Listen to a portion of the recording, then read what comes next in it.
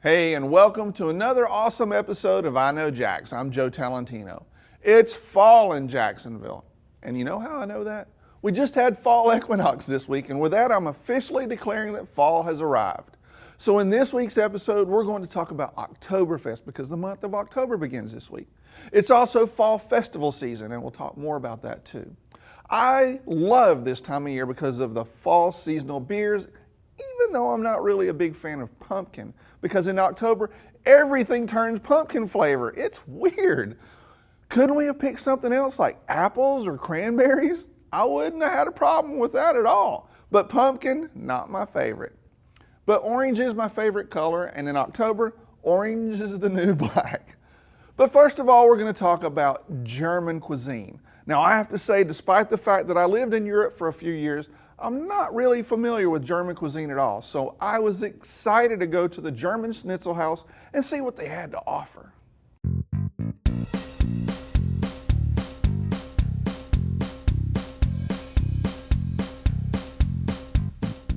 I'm hanging out in the kitchen with Chef Steve, and we're at the German Schnitzel Haus, and you're going to make some incredible German food. I know that, right? Well, we're going to make goulash. Goulash. Which I guess isn't technically German, but kind of got created in Hungary. Yep. Popular through Central Europe. Absolutely. So we got some top round that I cut into cubes and cleaned. Okay. It's going to go into the bowl. Get to the meat of the whole thing, so to speak. Chef Steve adds kosher salt, black pepper, paprika, caraway seeds, tomato paste, and balsamic vinegar to the meat. And a little bit of demi. Got ya. He mixes it well, and then it goes into a pan and into the oven where he slow cooks it for 3 to 4 hours. So I got a pan here hot with a little bit of a white wine reduction in it, Gotcha. which is just wine reduced by half. And what I got here is about 10 to 15 little dried cherries. We're just going to add a little bit of the goulash to it. We make a potato dish here called Bratkartoffeln. Bratkartoffeln, right? Some of the words here are really difficult. I know they're hard for me to say. All it is a local red potato, Right? a little bit of smoked bacon, caramelized onion, salt, pepper, paprika, and a little bit of parsley. Time to plate it up. Delicious. So last but not least, you're going to do a pork dish for me, right? Pork braten. Basically what I did was I took the traditional German way, which is you basically pan-sear the bone-in butts Right. with a pickling spice, salt and pepper, and then I deglaze it with 3 different vinegars. Okay. I let it soak for about 48 to 72 hours. I said the secret to these bratens was to thicken it with a ginger snap cookie. Chef Steve puts the Bratkartoffeln, aka potatoes, on the plate, and then the pork on top. Then he adds ground up ginger snaps to the jus in the pan. So you can see it's thickening up already. The delicious sauce goes on top of the pork, and our pork braten is ready. One of my favorite things is the potato cakes, and Chef Steve was nice enough to say he makes some for me. Potato pancakes are made with shredded Idaho potatoes and Vidalia onions. That's mixed with a batter made of flour, egg yolk, and a little bit of white wine and chives. The potato pancake goes into the fryer. It comes with a special house-made cheese. Germans call it quark. Quark? Quark. Q-U-A-R-K. Quark. Okay. We make it here. All right. What you do is you bring a little bit of milk up to a little bit above room temperature. Right. We dump it out of the pan, and right away we hit it with some cold buttermilk, Okay. which allows the whey to separate from the curd. Gotcha. Just a little bit of salt and pepper, and the actual sourness from the buttermilk itself makes for a really good cheese. Put a nice little dollop of that cheese on there. Good stuff. And then take a nice little dollop of that applesauce as well.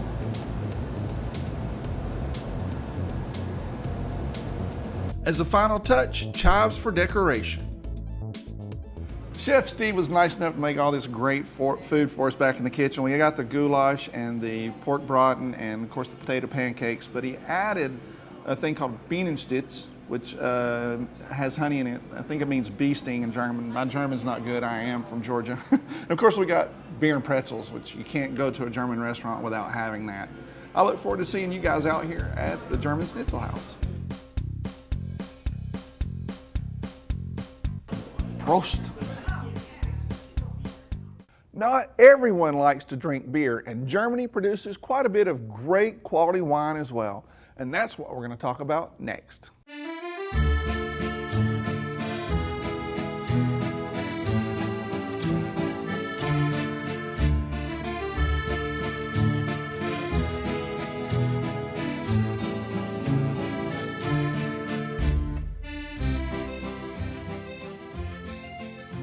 Today I'm with my buddy Chris Chislett, the wine guy, and we're going to talk about something pretty cool because in October, beer takes over. It does, unfortunately. And everybody, and that's all they can talk about. The whole Oktoberfest thing, But guess yeah. what? There's German wine too, right? Did you even know that there was German? Honestly, when I think wine, I think France or California. France. France. Right? Not I say France. France. Not France, yeah.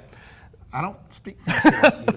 I like it. So I brought a German Riesling because we got all these wonderful schnitzels and bratwursts and This is hanging things. Jaeger Schnitzel, bratwurst, and a pretzel from the German Schnitzel Haus on Atlantic Boulevard, brought over here specifically by Chef Cool Steve. place, you've been there, right? Really nice place. So I brought this this German Riesling. It's a little bit of it's a drier style, right? So Germany actually produces a lot of wine, but it is kind of colder there, you know. So it's not the same type of grapes, maybe? Yeah, I mean, not totally different grapes. Like Riesling is one of the main grapes. This is a Riesling, and they don't grow a lot of red. Like red grapes, it's too cold. Okay. So the grapes are. So they're known more for white wines? Yeah. Like you don't see Cabernet or Merlot or Shiraz, Syrah, any of those, because the skins are too thick. Okay. So there's not enough sunlight. The grapes Gotcha. can't ripen. So Riesling, Gewürztraminer, like all, even like a little bit. There you go. Pinot Noir in the reds, because it's got a thin skin, so the grapes ripen. And yeah, so this is the good thing about German. I mean, not really a good thing, depending on how you see it. German wines tend to have a little bit of a lower alcohol, which is kind of a That's not a good thing. Not a good thing. But for pairing with food, it's it's actually a really good thing if you're trying to pair with spicier foods, right? Because it doesn't overpower the food. And so sometimes it goes with more different. Yeah. Well, and that's why sometimes beer is better with like spicier foods because it's something so hot. But this is I brought this specifically with these dishes because we've got what's this the Schnitzel, right? Jaeger Schnitzel. The Jaeger Schnitzel. Yeah. There you go. You say it better than I do. It's That's got one thing I say better than you do. it's fried, so it's got a little bit of grease to it. Hopefully, this wine's going to kind of cut through it a little bit. Which we're not going to be eating this on camera, but I'll be eating it off camera. Oh yeah. First thing you notice, it's if you've ever had a Riesling before, it's nowhere near as dry, as sweet as some other. Everyone thinks Riesling, they think sweet. Yeah. The one thing, well, I'll probably have to do a close-up of this. There's a little term on the front there, fine herb. I'm probably Fine herb. Fine herb. It's like fine herb. You got to say it kind of angry in German. Yeah, you got to be mad. Yeah, that just means off dry. It's Feinherb. It's a German word for like off dry. So not quite dry, not quite. Exactly. Okay. It's got it's really more on the dry they're side all than it about is the sweet. middle, aren't they? They are. It's that balance. But Balance. so this is subtle, really minerally, like peach, pear, like green apple, no oak. No. So it's almost skewing more towards like a Pinot Grigio Not very buttery either, kind of just- style. No, definitely not. No. So it's definitely lighter, really good for food pairing. Very good. And that's typically how wines from the Mosel, the region, this Okay. is, the river Mosel, from this region are. They're typically lighter and Cool. really food friendly. So So there you have it. In Germany, it's not all about beer. They got wines as well. yeah. We'll see you guys on the next Wine Guy segment. This video was brought to you by Joseph & Curtis, custom wine cellars and wine racks for residential homeowners and commercial clients since 2001. Visit their website at josephandcurtis.com. Let's make a splash at the Bold City Party at Everbank Field on October 1st. Come join I Know Jax. Right now I'm giving away tickets. Just visit iknowjax.com/giveaway for all the details. But hurry, this contest ends soon.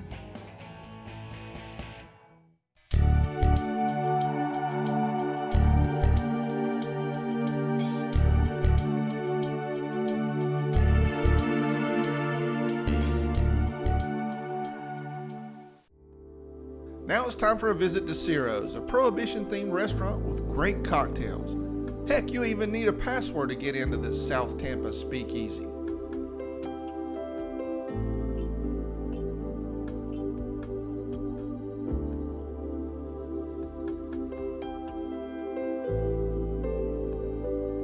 So welcome to Ciro's, guys. The first thing that we're going to do today is a Martinez. It's a classic cocktail, dates back to the 1870s. Okay. It's sort of the precursor to the martini, Okay. as we know it in modern day. It's made with Old Tom Gin, which is a sweeter version of London Dry. It's a little drier than Geneva, so Okay. it's been referred to as the missing link as far as The gin is missing concerned. link. I like that. So Cool. first thing we're gonna do is an 1.5 ounce of Old Tom Gin. So tell me, while you're making this, tell me a little bit about the inspiration for Ciro's. When Ciro's first opened, it was supposed to be a return to classic cocktail techniques, kind of the return of the care and the finesse that it takes to build a proper cocktail, and a place that felt very nostalgic in doing so, and we want it to be a place where that felt otherworldly, sort of. It takes you back Kind in of time. sexy here too. It's cozy and dark with private hideaways. To gain entrance into our private dining room, the pool, Great Expectations by Charles Dickens.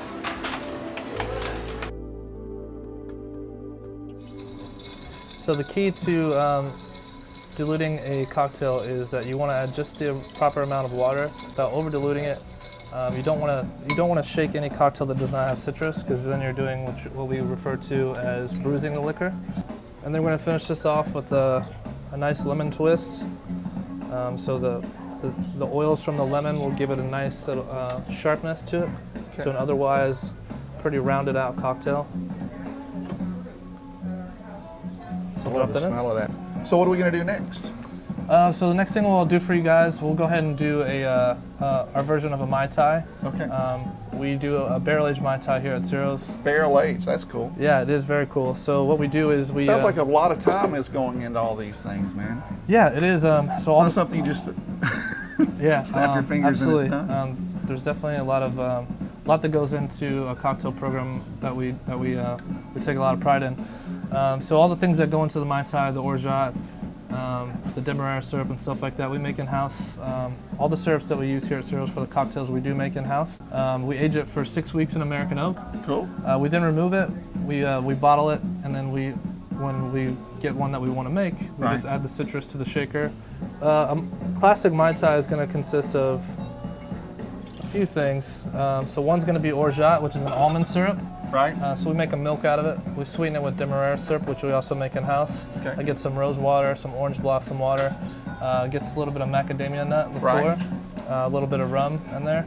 It's very, very thick, very floral. It's excellent. It's a key ingredient to making any real Mai Tai. I think of you guys like mad scientists because you're putting so many things together. You must experiment a lot to get just that right mix. We do.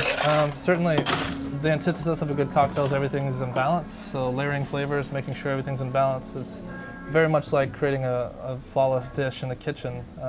It's all about layering flavors and putting things on the plate that belong, not necessarily just putting something in there just because it looks cool or sounds cool. Right. Definitely, everything has its purpose, everything has its place. So Yeah, absolutely. we'll go ahead and give this a shake. So this was actually a candy dish that I found, and I thought it looked very cool, so I was like, this would be perfect for Why my not, Mai Tai. right? That's awesome. Add some fresh ice to the top, Okay. and then, the most important part of any obnoxious tiki cocktail is All the garnish. putting everything that you have in your bar on top of it. That's beautiful. There you have our Ciro's barrel-aged Mai Tai.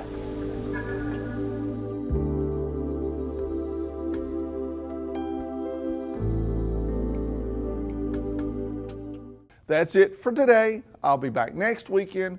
But before then, I'll see you on the internet.